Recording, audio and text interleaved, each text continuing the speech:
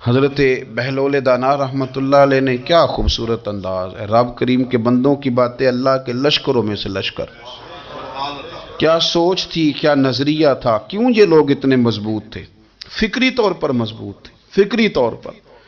ہارون رشید حج کر کے واپس آ رہا ہے، حضرت بہلول دانا راستے میں بیٹھے ہیں، ملاقات ہو گئی، کہنے لگا حضور کوئی حکم ہو تو بتائیے گا، فرمانے لگے کوئی نہیں، تو جا اپنا کام کر۔ بادشاہ ہے یا کسی کو کارڈ مل جائے تو وہ لوگوں کو دکھاتا پھرتا ہے، وزیر صاحب نے خود دیا ہے، بادشاہ وقت خود کہہ رہا حضرت کوئی حکم ہو تو، فرمایا نہیں اللہ خیر کرے گا۔ تو کہنے لگا حضور میں نے سنا ہے آپ مقروض ہیں تو بتا ہی دیتے، تو آپ مسکرا کے فرمانے لگے تیرا کیا خیال ہے بھلا؟ کہنے لگے حضور کس بابت؟ فرمانے لگے تیرا کیا خیال ہے کہ اللہ ہارون رشید کو دے گا اور بہلول دانا کو بھول جائے گا؟ تیرا کیا خیال ہے رب کریم ہارون رشید کو تو دیتا جائے گا اور بہلول دانا کو بھول جائے گا؟ بادشاہ کہتا ہے کہ میں چکرا گیا کہ بھلا اس سوال کا کیا جواب ہے؟ تو میں نے کہا حضور رب تو بھولنے سے پاک ہے، وہ تو کسی کو نہیں بھولتا، اسے نہ اونگ آتی ہے نہ نیند آتی ہے۔ تو فرمانے لگے جا پھر اپنا کام کر، جب مناسب سمجھے گا تو بہلول کو بھی قرضے سے نجات عطا کاری دے گا، تو جا اپنی ڈیوٹی کر، وہ جب چاہے گا نا تو میرے قرضے دور۔ تو کیا سمجھتا ہے کہ تجھے یاد رکھے گا مجھے بھول جائے گا؟ یہ کیسے ہو سکتا ہے؟ او یار ادھر دیکھ میری بات سن، او بھائی وہ تیرا میرا رب ہے، یہ ہو سکتا ہے کہ امیروں کو دے دے اور تیرے جیسے میرے جیسے غریبوں کو وہ بھول جائے؟ یہ ہو سکتا ہے؟ تو کیوں لوگوں کی جیبوں پہ توجہ، لوگوں کی جیبوں پہ نظریں، فلانے کے پاس آ گیا تو میں رہ گیا، مطلب کس لیے؟ ہمارا رب کسی کو بھولتا نہیں ہے، کسی شخص کو وہ میرا مالک اپنے فضل سے نظر انداز نہیں کرتا، وہ سب کو نوازتا ہے، لیکن اس کی حکمت کے تقاضوں کا انتظار کرنا مسلمان کی شان ہے۔ کبھی کسی حسد میں کبھی کرنا ہو تو رشک کریں، مزہ آئے گا۔ اور یہ رشک کرنے کا نا، رشک کا معنی کیا ہے؟ حسد کا معنی یا اللہ اسے نہیں دینا چاہیے تھا مجھے دینا چاہیے تھا، اور رشک کا معنی یا اللہ تو نے دیا ہے کیا بات ہے، اسے دیا تو کیا بات، اگر تو نے دیا تو مالک جچا بھی ہے، اگر تو نے دیا ہے تو نظر بھی آیا ہے، اگر تو نے دیا ہے تو پھر کیا بات ہے، کمال ہو گئی، وہ نظر آ رہا ہے۔ اور یا اللہ اسے دیا ہے تو میں بھی تیرا بندہ ہوں، اسے بھی اور دے اور مجھے بھی عطا فرما، یہ رشک ہے۔ رشک کا نا حضور نے حکم دیا ہے، نبی پاک نے رشک کا۔ ہمارا یہ مسئلہ ہے کہ ہم نا جو کرنے والا کام ہے وہ نہیں کرتے، رشک کریں۔ بخاری مسلم میں حدیث ہے، نبی پاک صلی اللہ علیہ وسلم نے فرمایا دو بندوں پر رشک کرو، کہو کیا بات، رشک کرو دو بندوں، یا رسول اللہ کون کون سے؟ فرمایا ایک وہ مالدار جسے اللہ دولت دے اور وہ صبح بھی رب کے رستے میں خیرات کرے اور شام بھی رب کے رستے میں خیرات کرے، یہ قابل رشک ہے۔ کہو تیری کیا بات ہے بھائی، کیا تجھے اللہ نے نوازا ہے، اور اس پر رشک کرو کو یا اللہ اسے اور دے تاکہ یہ تیرے بندوں پہ اور اثار کرے اور تیرے بندوں پہ سخاوت کرے، اور اللہ اس کے فعل تصدق ہمیں بھی عطا فرما۔ اور حضور فرماتے ہیں ایک مالدار پر جو صبح و شام سخاوت کرے، اور ایک اس عالم پر جسے اللہ قرآن کا علم دے، وہ صبح بھی لوگوں کو قرآن مجید کے ترجمے، تفسیریں، قرآن کے درس سکھائے، اور شام بھی لوگوں کو قرآن مجید کا درس عطا فرمائے، اس پر رشک کرو، کہو کیا بات ہے یار تیری، تجھے اللہ نے کتنا نوازا۔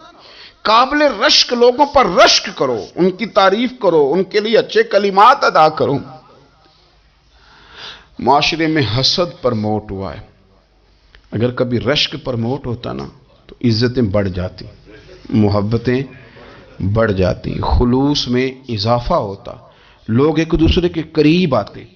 ہم نے کسی فضیلت والے کی فضیلت کو تسلیم کرنے سے انکار کر دیا، ہم نے کسی بڑائی والے کی بڑائی کو تسلیم کرنے سے انکار کر دیا، ہم نے حسد کیا، ہم نے لالچ کیا، ہم حریص ہوئے۔ اس کا نقصان یہ ہوا کہ لوگ ایک دوسرے کے پاس رہتے ہوئے پاس نہیں رہتے، ایک دوسرے کے ساتھ وقت گزار رہے ہوتے ہیں لیکن ان کے بارے میں رویے ان کے سخت ہوتے ہیں، لب و لہجہ تلخ ہوتا ہے، جب وہ کسی کے بارے میں بے لاگ تبصرہ پوچھا جائے تو غلط باتیں کرتے۔ رشک کریں، دیکھیں نا حضرت ابو بکر صدیق رضی اللہ، حضرت عمر فاروق رضی اللہ، ساری زندگی دوڑ لگی رہی۔ حضرت عمر کہتے میں نے ساری زندگی دوڑ لگائی ہے کہ ابو بکر سے آگے گزر گئے۔ لیکن یہ دوڑ حسد والی نہیں، یہ رشک والی. فرماتے میرا دل کرتا تھا کہ میں نیکیوں میں ابو بکر سے آگے گزر جاؤں، حضور کے عشق میں ابو بکر سے آگے گزر جاؤں، نبی پاک علیہ السلام کی اولاد کی محبت میں ابو بکر سے آگے گزر جاؤں، میں نا خیر کے کاموں میں آگے گزروں. کہتے میرا ساری زندگی رشک کا رشتہ رہا. یہ رشتہ شاندار ہے، اس پر عمل کریں، اس پر توجہ کریں، بجائے اس کے کہ یہ کہنا کہ استاد جی کا فلانے سے زیادہ پیار ہے. پیار کی وجوہات تلاش کر. مرشد فلانے پہ نظر رکھتے ہیں تو میرے بھائی وہ نوٹوں کی وجہ سے نظر نہیں رکھتے، تو وجہ تو تلاش کرنا، وجہ کیا ہے. تو اپنے آپ کو اس طرح کا بنا، تو اس طرح کی کیفیات پیدا کر اپنے اندر. ہم کیا کرتے ہیں کہ رشک کرنے کی بجائے حسد کرتے ہیں. حسد نہیں کریں، اپنے آپ کو سنواریں. وہ رشک کی وجہ سے آپ سنوار سکتے ہیں. نبی پاک علیہ السلام کی پیاری زوجہ ام المومنین سیدہ عائشہ صدیقہ، بڑی شان ہے اس خاتون کی، بڑی عظمت ہے ان راہوں کے صدقے جن رستوں سے سیدہ پاک کی سواریاں گزرا کرتی. کیا درجہ اللہ نے دیا ہے سیدہ عائشہ صدیقہ کو. کہتی ہیں حضور کا وصال میری گود میں ہوا ہے. اور مولا علی شیر خدا فرماتے ہیں میں نے حضور کو سب سے زیادہ عائشہ صدیقہ سے پیار کرتے ہوئے دیکھا. اور عائشہ صدیقہ رضی اللہ تعالیٰ عنہ فرماتی ہیں میں نے حضور کو سب سے زیادہ فاطمہ الزہرا سے پیار کرتے دیکھا. یہ الگ ماحول ہے ان کا آپس میں. تو حضرت عائشہ صدیقہ اتنا بڑا مقام، لیکن وہ فرماتی ہیں میں نے ساری زندگی سیدہ خدیجۃ الکبریٰ پہ رشک کیا. میں نے کہا کیا بات تھی اس خاتون کی جو وصال کر گئیں، لیکن شاید کو دن خالی جاتا ہو کہ مدینے والے ان کی وفاؤں کا ذکر نہ کرتے. شاید کوئی خالی دن جاتا. کہتی ہے میں نے اتنا قابل رشک ماحول نہیں دیکھا. ایک دن حضور گھر میں گوشت لائے اور مجھ سے فرمایا عائشہ گوشت پکاؤ. تو میں اسے صاف کرنے لگی تو حضور فرمانے لگے شوربہ ذرا زیادہ کرنا. تو میں نے عرض کی حضور کیا کچھ مہمان آئیں گے گھر میں؟ تو فرمایا نہیں عائشہ، مدینہ منورہ میں نا مجھے پتہ چلا ہے خدیجۃ الکبریٰ کی کچھ سہیلیاں آئی ہیں، تو شوربہ بنا، میں انہیں پہنچاؤں گا. خدیجہ کی سہیلیوں کو شوربہ زیادہ پکا ذرا.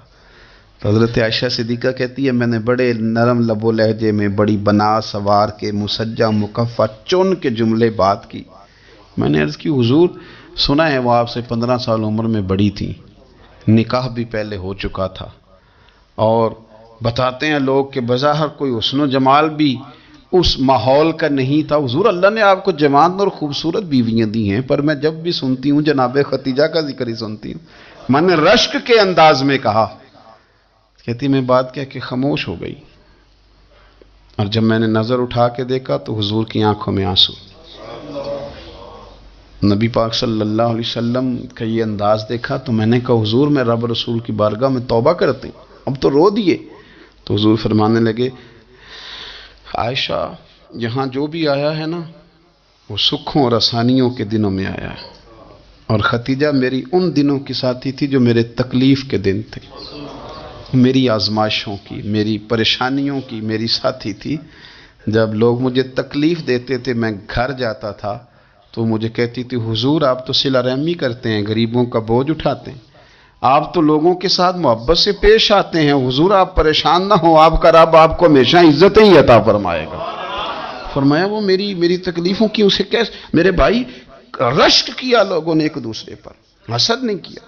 ہم تو نا جی اپنی مرضی کے فیصلے کرتے کرتے پیچھے رہ گئے. ہم نے لوگوں کو پیچھے کرنے کا سوچا تھا لیکن ہم سب سے پیچھے رہ گئے. ہم نے سیاست اور سازش کی تھی کہ کچھ لوگوں کے دلوں پہ پیر رکھ کے میں اپنا قد اونچا کروں گا، کچھ کے سینوں پہ پیر رکھ کے، لیکن ایسا نہیں ہوتا. یہ ہوتا نہیں. آپ کسی کی جگہ نہیں لے سکتے، اس لیے کہ رب نے سب کی جگہ اپنی اپنی بنائی ہوئی، سب کی جگہ.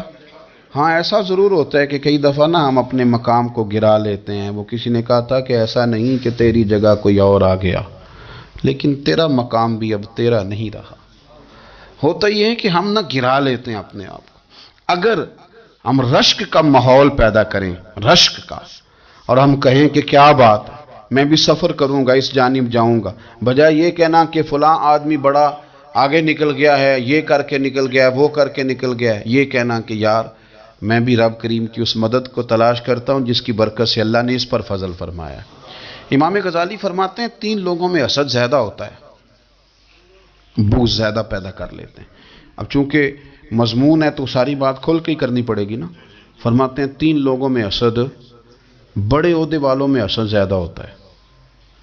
یعنی صوبائی وزیر کہتا ہے کہ حق میرا ویسے وفاقی وزیر کا تھا، اور وفاقی وزیر کہتا ہے کہ جتنا میرا تجربہ ہے نا، مجھے بنایا وزیر اعظم ہی جاتا تو بات ٹھیک تھی۔ حسد زیادہ، بڑے عہدے والوں میں حسد، اور امام غزالی فرماتے ہیں مالداروں میں حسد زیادہ ہوتا ہے۔ غریب نے غریب سے کیا جلنا ہے؟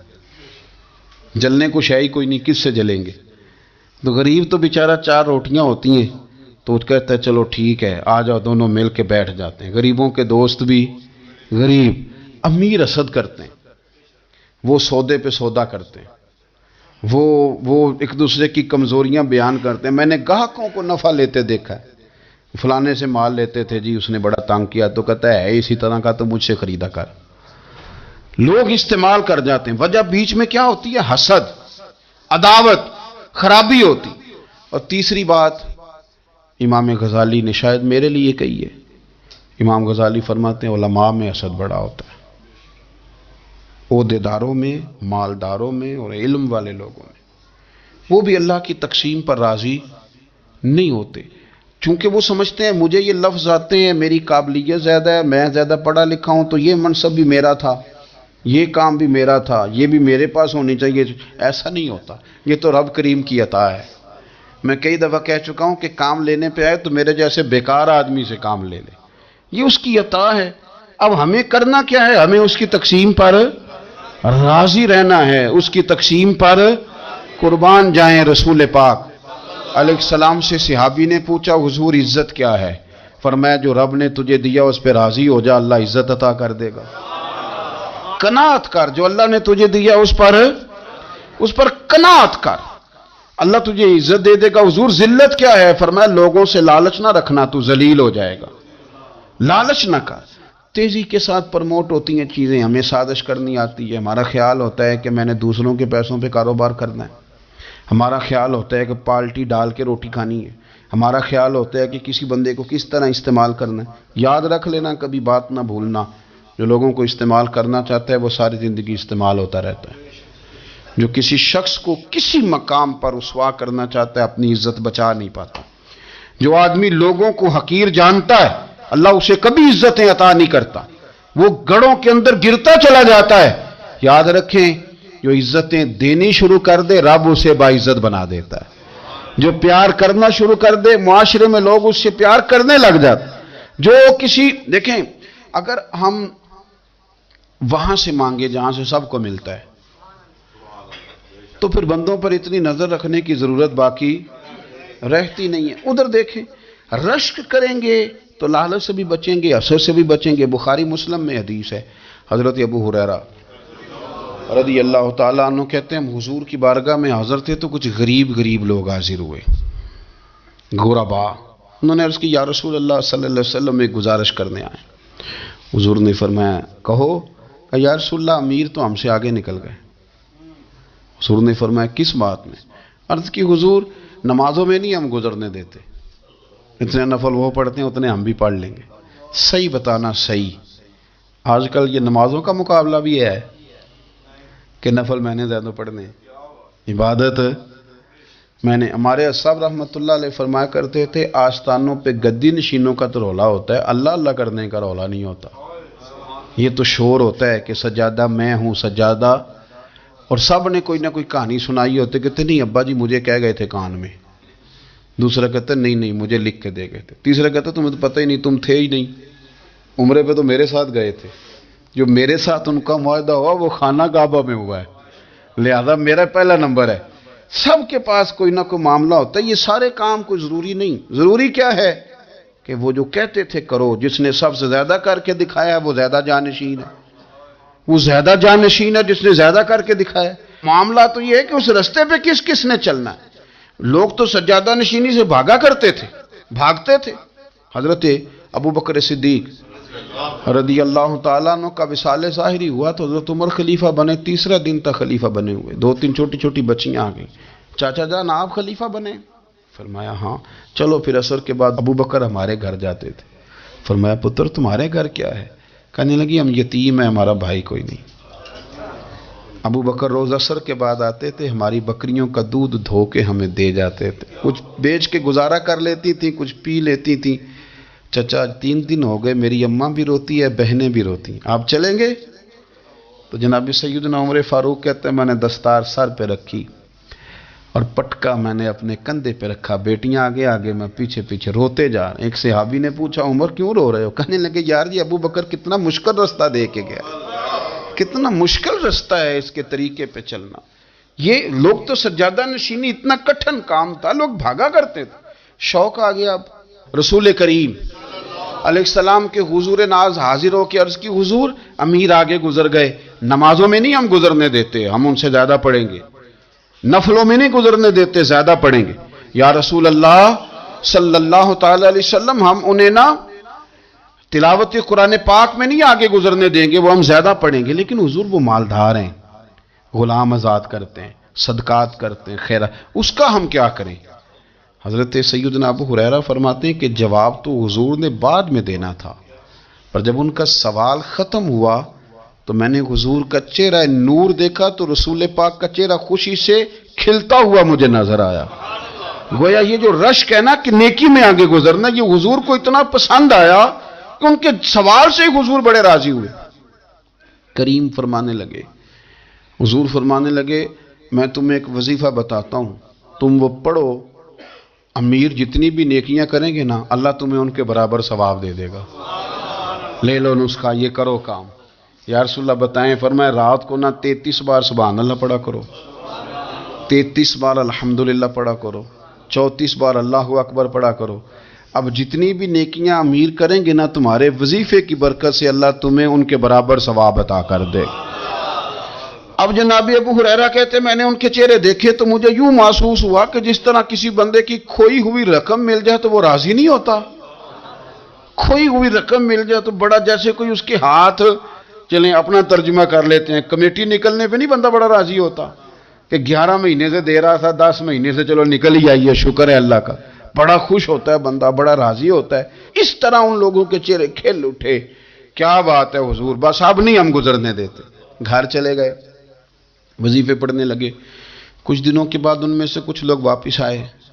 حضرت ابو ہریرہ کہتے ہیں مجھے چونکہ وہ پرانی بات یاد تھی تو میں دلچسپی سے ان کا آنا جانا دیکھنے لگا۔ وہ کریم کی بارگاہ میں آ کے بیٹھے تو ان میں سے ایک شخص بڑی پریشانی کے ساتھ کہنے لگا حضور بڑی پریشانی لگ گئی۔ فرمایا کیا ہوا؟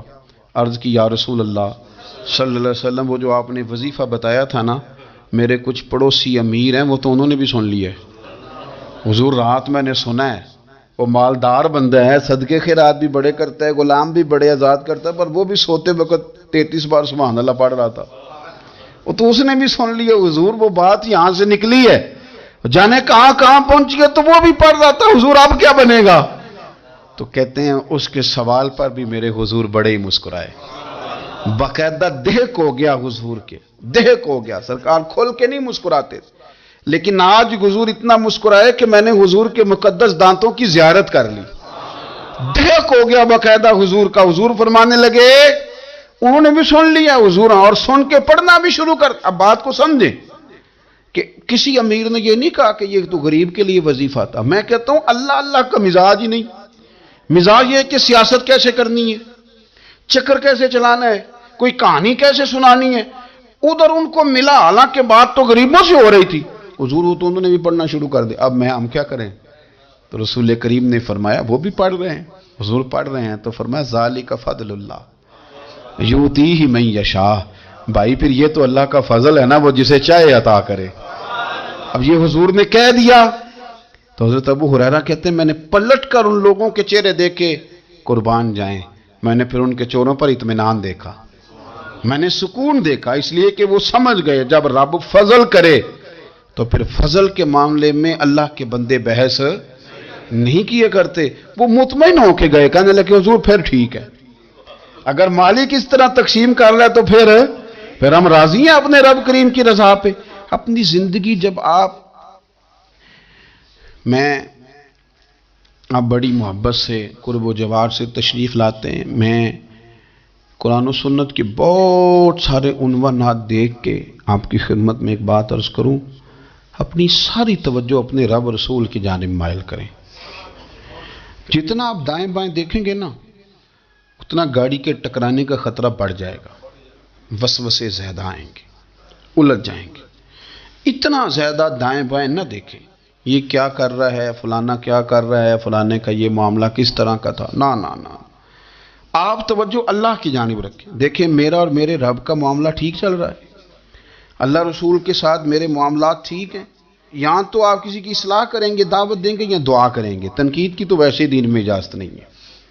آپ نے یہاں کسی کی اصلاح کرنی اور وہ درد کے ساتھ کرنی، اور یہاں کسی کے لیے دعا کرنی ہے کہ یا اللہ اس بندے پہ رحم فرمائے، سے بدل دے. تنقید کی اور طنز کی تو اجازت. اپنا معاملہ رب کریم کے ساتھ، ہماری سوچیں کس طرح کی ہیں، ہمارے اندر ماحول کس طرح کا ہے، وہ چونکہ دلوں کے حال جانتا ہے. اور نبی پاک صلی اللہ علیہ وسلم نے فرمایا نہ تمہاری جیبیں دیکھتا ہے نہ تمہارے چہرے دیکھتا ہے، وہ تو جب دیکھتا ہے تمہارا دل دیکھتا ہے. اس کی کیفیت کیا ہے؟ حضرت انس بن مالک رضی اللہ تعالیٰ عنہ فرماتے ہیں، اس حدیث کو یاد رکھیے گا، حافظ منذری نے ترغیب و ترہیب میں لکھی ہے. فرماتے ہیں کہ حضرت انس بن مالک رضی اللہ تعالیٰ عنہ فرمانے لگے کہ ایک حضور کے ایک غلام، ایک صحابی بیمار تھے. تو حضور نے فرمایا انس چلو تیمارداری کرتے ہیں. کہتے ہیں حضور کے ساتھ گئے، نبی پاک صلی اللہ علیہ وسلم پہنچے. جب ہم نے اس شخص کو دیکھا تو حضرت انس کہتے ہیں ہم پریشان ہو گئے، کیونکہ ہم نے اسے بڑا صحت مند دیکھا تھا، وہ کمزور ہو گیا. وجود پر بہت سارا گوشت دیکھا تھا، اب ہم دیکھ رہے ہیں کہ وہ ہڈیاں ہی ہڈیاں رہ گئی ہیں. چہرہ بڑا بارونق تھا، اب کمزوری ہو گئی. رسول کریم تشریف لے گئے اور حضور اس کی چارپائی کے سرہانے بیٹھے. اور جب حضور نے اپنا دست مبارک اس کے بالوں میں رکھا اور نبی پاک نے دست شفقت پھیرا تو کہتے ہیں اس شخص نے آنکھیں کھولی اور حضور کا چہرہ دیکھا تو اس کی خوشی کی کوئی انتہا نہ رہی. بڑا راضی ہوا، بڑا راضی. اور حضور نے اس کے لیے دعا کی. اس دعا پر بھی اسے بڑا اطمینان قلبی نصیب ہوا. کہتے ہیں حضور اکثر تیمارداری فرماتے تھے، پر آج نہ حضور نے ایک نرالی، انوکھی اور انفرادی بات ارشاد فرمائی. حضور نے فرمایا تو بڑا صحت مند تھا، کمزور ہو گیا، بڑا طاقتور تھا، تو ضعیف ہو گیا. ایک سوال کا جواب تو دے. یا رسول اللہ فرمائیے. تو حضور فرمانے لگے اس حالت میں جب تو شدید بیمار اور تکلیف میں، یہ بتا کہ اس وقت تیرا اپنے رب کے بارے میں گمان کیا ہے. حضرت انس کہتے ہیں پہلے حضور بیماروں سے یہ سوال نہیں پوچھتے تھے، آج پوچھا. کیونکہ صحت میں لوگوں کی زبان پہ شکر ہوتا ہے اور بیماری میں شکوے ہوتے ہیں، معاذ اللہ. اس وقت اللہ کے بارے میں یہ سوچ حضور نے ہمیں دی ہے. تم نے ہر وقت یہ ذہن بنانا ہے کہ یہاں رب کریم کے بارے میں کیا تصورات پل رہے ہیں، آوازیں کیا اٹھ رہی ہیں. اس وقت تیرا اللہ کے بارے میں گمان کیا ہے. تو جناب انس بن مالک کہتے اس نے ہمیں اشارہ کیا کہ مجھے اٹھا کے بٹھاؤ. ہم نے بٹھایا تو کہتے ہیں پھر اس نے اپنی آنکھیں کھولی اور حضور کے چہرے نور پر نظر کر کے نظر جھکا لی. عرض کرتا یا رسول اللہ میں کمزور ہوں، بیمار ہوں، تکلیف میں ہوں، اٹھ نہیں سکتا، کھا نہیں سکتا، پر حضور ابھی بھی میرے دل سے آواز یہی نکلتی ہے کہ میرا رب بڑا ہی کریم ہے، میرا اللہ بڑا ہی مہربان ہے، وہ بڑا ہی معاف کرنے والا ہے، وہ اپنے بندوں سے پیار ہی بڑا کرتا ہے. آپ میری بات کو سمجھیں، کیفیت کیا ہے اور الفاظ کیا ہیں. حضور وہ مجھ سے بڑی محبت کرتا ہے، بڑے پیار والا ہے. یہ لفظ کہتے کہتے آواز بھرا گئی، آنسو نکل آئے. پھر اس نے تکلیف زیادہ محسوس کی تو وہ لیٹ گیا اور پھر اس نے حضور کے چہرے نور پہ نظر ڈالی، کلمہ پڑھا، روح ہی پر